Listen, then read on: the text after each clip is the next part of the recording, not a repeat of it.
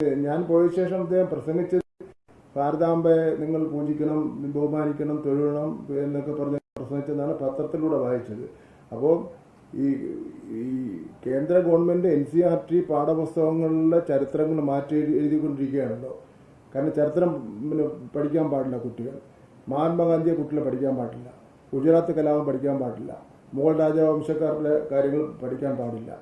അതേപോലെ ചരിത്രമൊന്നും കുട്ടികളെ പഠിക്കാൻ വേണ്ടി പാടില്ല. ഈ ഒരു വനിതയെ കൊണ്ടുവച്ചിട്ട് ഇത് ഭാരതാംബ എന്നെല്ലാം പറഞ്ഞ് ഗവർണറാണല്ലോ പറയുന്നത്. വന്നിരിക്കുന്ന കുട്ടികളെ രാജ്യ പുരസ്കാര അവാർഡ് വെച്ചാൽ നല്ല മിടുക്കന്മാരായ കുട്ടികളാണ്. അപ്പോൾ കുട്ടികൾ എന്താ ധരിക്കും? ഇത് ഭാരതാംബ വെച്ചാൽ ഭാരതത്തിൻ്റെ അമ്മ എന്നല്ലേ കുട്ടികൾ ധരിക്കുകയുള്ളൂ. അങ്ങനെ അപ്പം അതുകൊണ്ട് തന്നെയാണ് ഞാൻ വിചാരിച്ചത് എത്രയും പെട്ടെന്ന് ഈ ഗവർണറെ ഇതുപോലുള്ള ഗവർണർമാരായിരിക്കും ഇനി വരാൻ വേണ്ടി പോകുന്നില്ല, BJP കേന്ദ്ര ഭരണം പോകുന്നതുവരെ.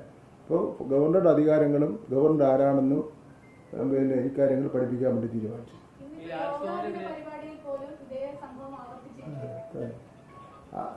എത്രമാത്രം ധിക്കാരവും എത്രമാത്രം വെല്ലുവിളിയും എത്രമാത്രം ഭരണഘടനാ വിരുദ്ധമായ പ്രവർത്തനം നടത്താമോ അതിൻ്റെ എല്ലാ സീമകളും ലംഘിച്ചാണ് ഇക്കാര്യങ്ങൾ നടത്തിക്കൊണ്ടിരിക്കുന്നത്.